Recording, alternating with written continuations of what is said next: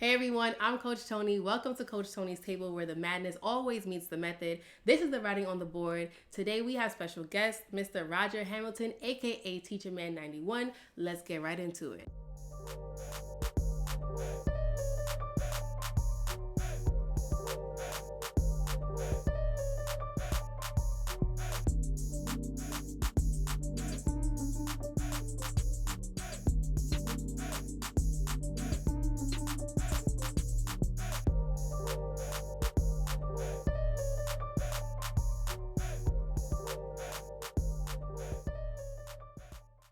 Hey everyone, it's Coach Toni here. Welcome to another episode of the Writing on the Board.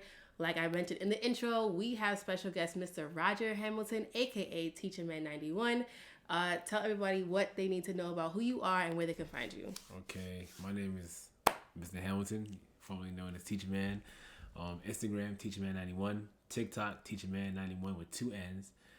YouTube, Teacher Man 91. Twitter, Teacher Man 91. And Facebook, Roger Hamilton.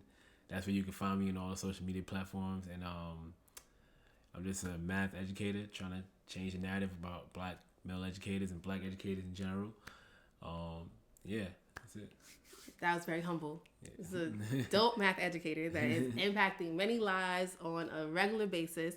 But y'all know the format of this. We're going to get right into it. So I have not shared with Mr. Hamilton what I pulled out for us to talk about. Okay. I'm going to remind all of our listeners and all of our viewers, I only am using submissions from other teachers. This is never going to be something that comes from me. This is things that teachers out there feel.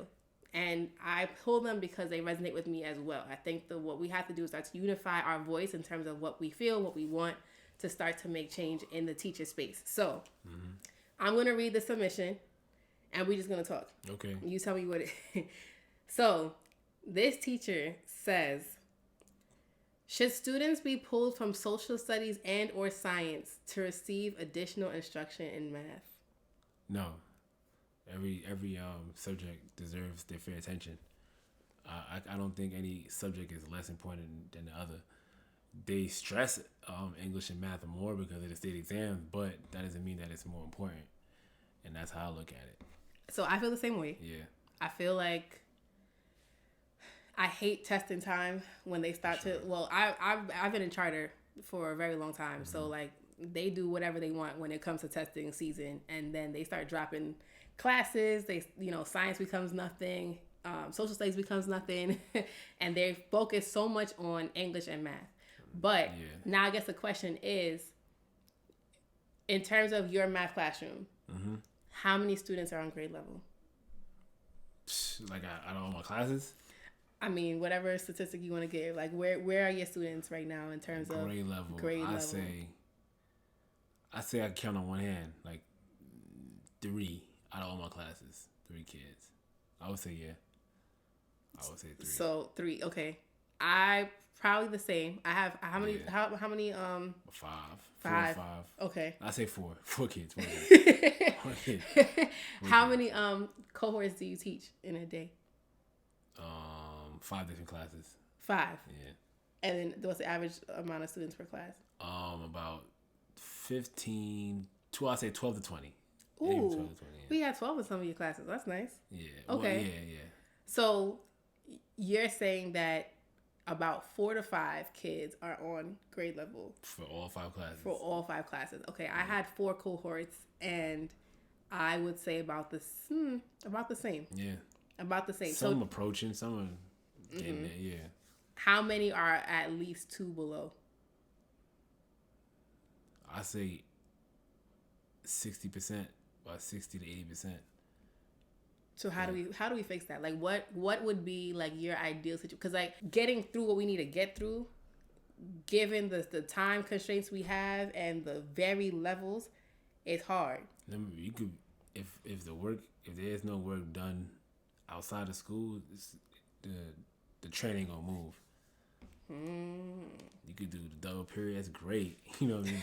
But you need the work done in their own time. And I only say this because I tutor and I see the difference of the extra time that kids get. Yeah.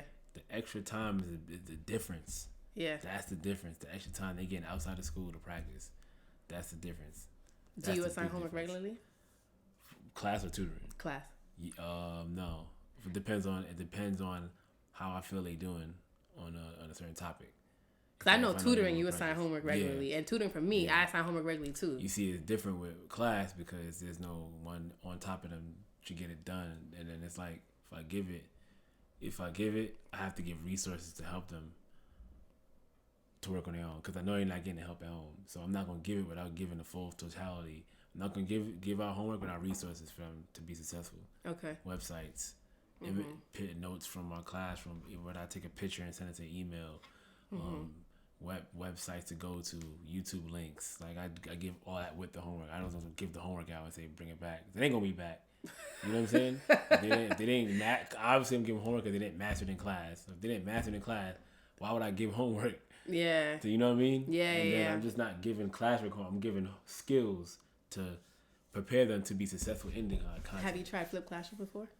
Nah, I haven't tried that. It's worked for me. It depends on the dynamic of the class and whether or not everyone has access to the internet. Yeah. But I used to make videos for them, and then their homework was to watch the video, and they would do what their homework would be in class. Sometimes it worked, and sometimes they still didn't do it. Yeah. But I mean, okay, so you're saying that I completely agree to have that, to have this. Us move and be progressive in terms of students getting what they need to get in the standards. They need to have home involvement. That's dropping fast.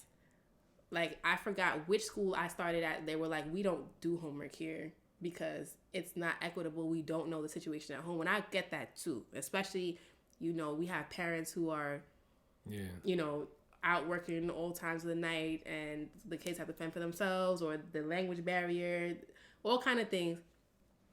What's the next best thing? Is there a next best thing? You gotta give homework. Sometimes you gotta get it done, bro. So we gotta bring math homework back.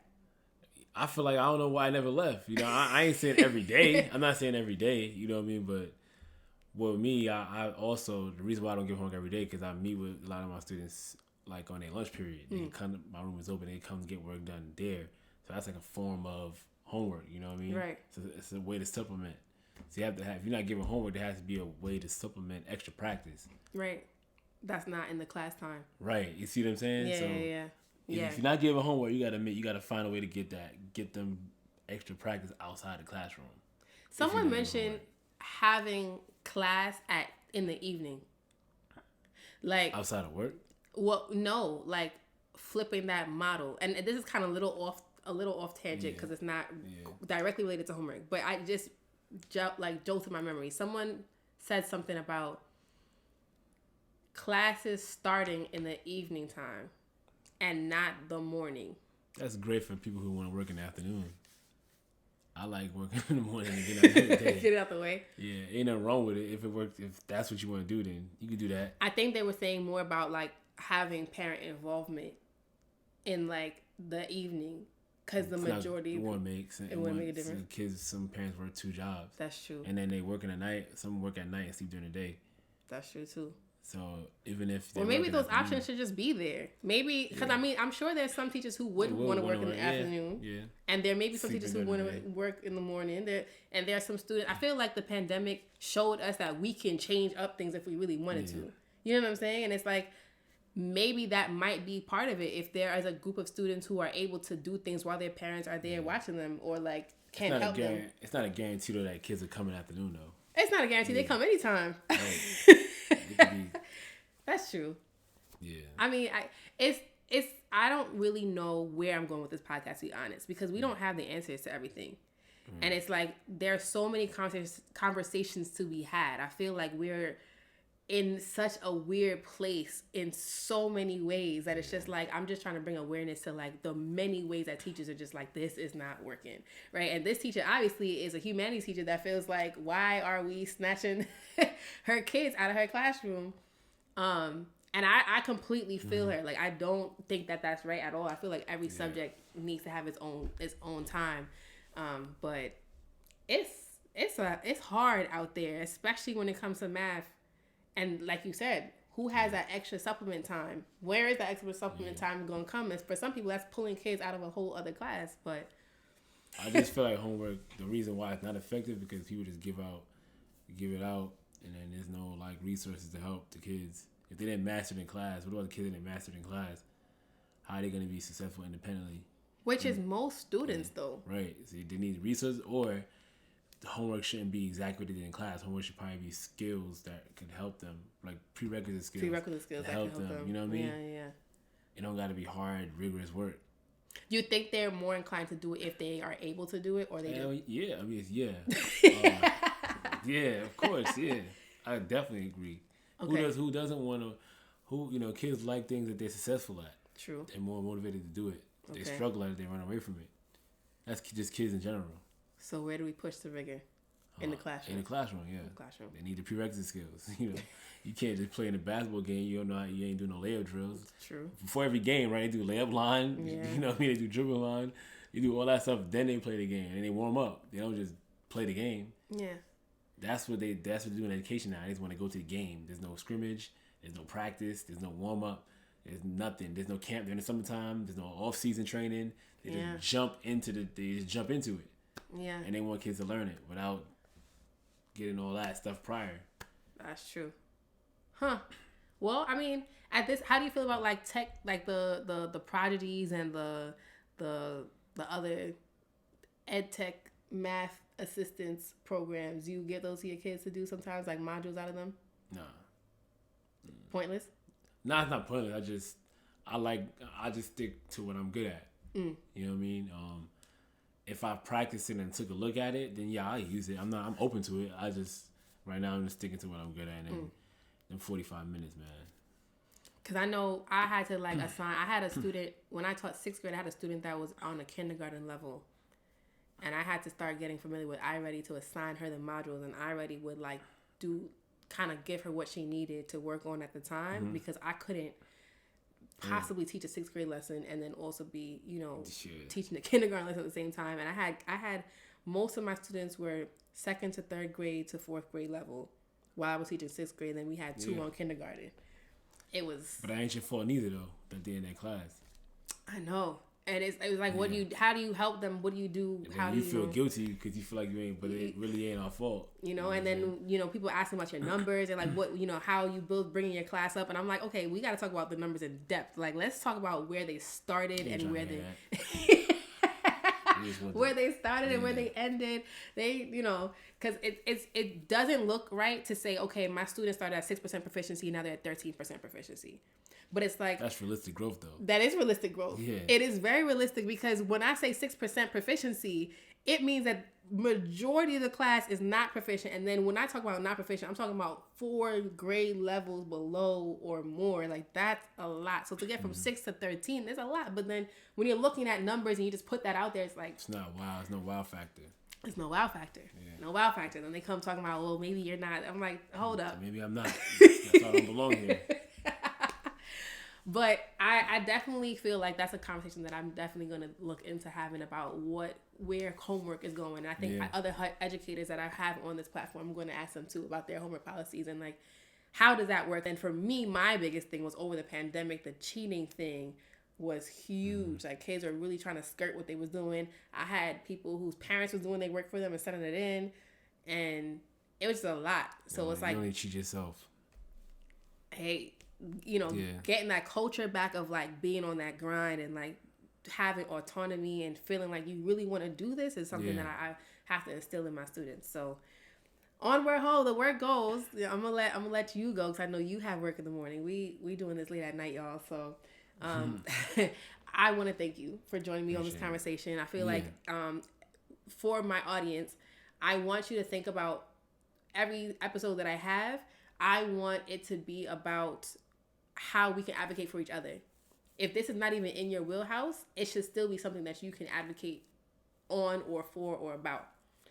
Like, I've had other episodes where we've talked and I realized there's things that don't even plague me as a teacher. Mm-hmm. But best believe if I'm sitting in front of a principal, I'm gonna advocate for everybody. Right, especially also too, we're STEM educators. We're very, very much needed. Like, I'm sure if you left your job today, 100%. You would get another one tomorrow. And I feel like as STEM educators, our responsibility is to advocate for teachers that are not STEM educators, or advocate for teachers, period, because we probably will have more opportunities to be in front of principals. And then we can say like, okay, well, do you do this in your school? How do you do this? Is this equitable? What is your homework policy? What's this? What's this? And we start to make these demands because there are people calling me, inboxing me every single day talking about STEM, math. Yeah. So it's like, if you're listening to this, if you're watching this, even if this is not something that is affecting you, right? Take this as a catalog of things that if you're ever in a place to advocate, if you're ever in a place to bargain, that you know there's a whole subset of teachers out here that this affects. For sure.